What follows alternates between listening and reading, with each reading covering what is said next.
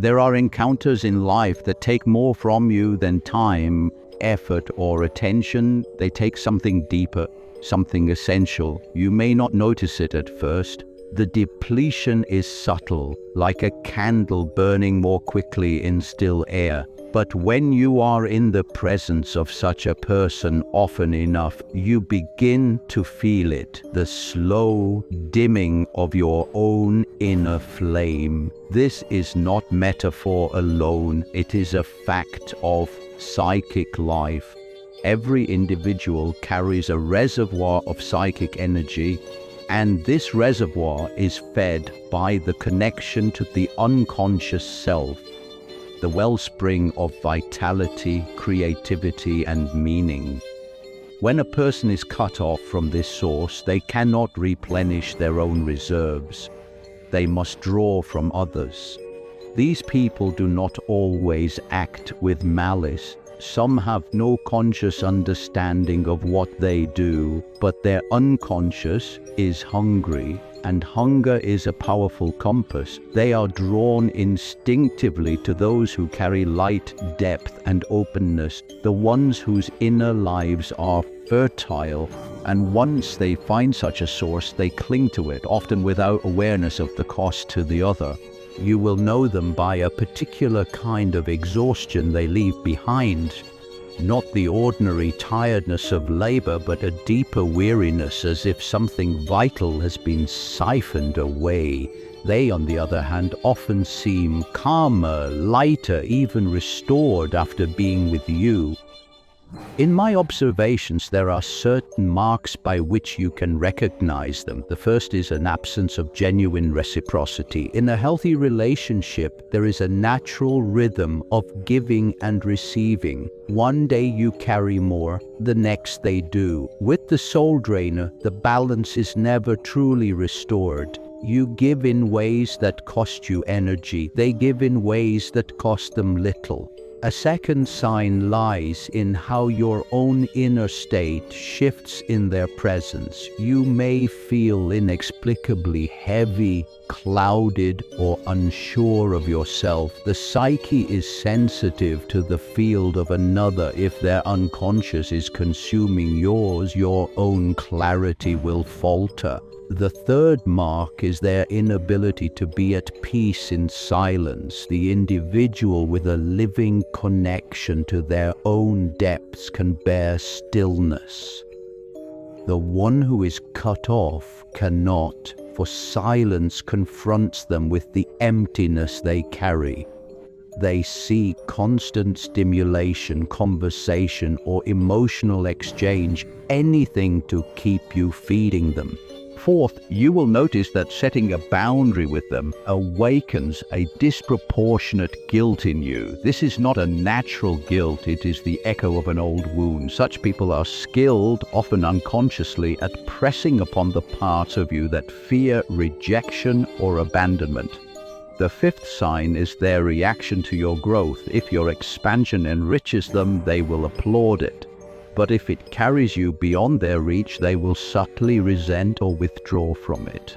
Their attachment is not to your soul for its own sake, but to the nourishment it provides them. It is tempting to place all fault with them, but the unconscious does not arrange such meetings at random. If this pattern repeats in your life, it is an indication that your own psyche has a hand in it. The shadow, the disowned and unintegrated part of yourself, often calls these situations to you.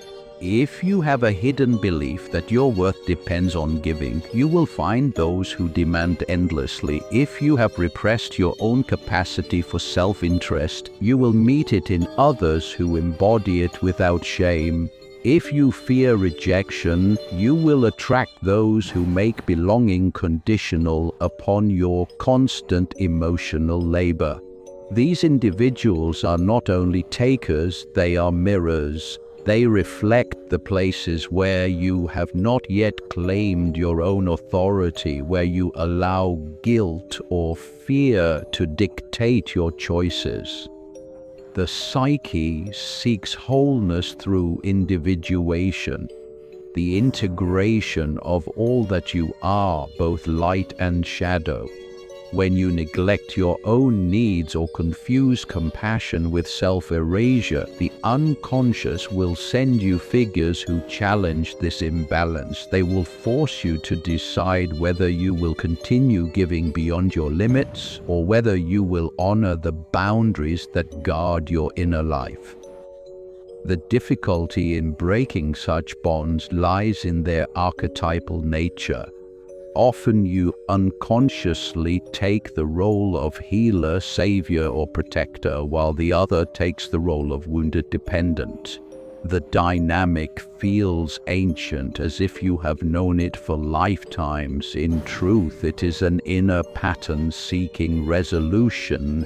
Psychic contagion deepens the bond. Remain too long in their presence and their emotions, anxiety, hopelessness, resentment, begin to live in you. The unconscious does not sharply divide self from other. What you carry for them can feel as though it originates in you. This is why it becomes so difficult to distinguish your own state from theirs. Guilt is another chain. Many who are drained learned early in life that love was conditional, given only when they met the needs of another.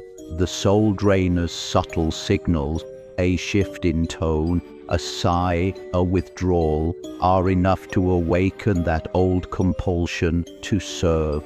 To truly free yourself, you must do more than walk away. If you do not withdraw, the projection, the part of yourself that gives them power, you will find another like them. The lesson will return until it is integrated. Integration begins with clear sight. You must name what is happening without romanticizing it. It is not destiny, not holy duty, not the noble price of being a good person. It is a pattern, and patterns can be broken. Boundaries are not cruelty. They are the defense of the soul's vitality.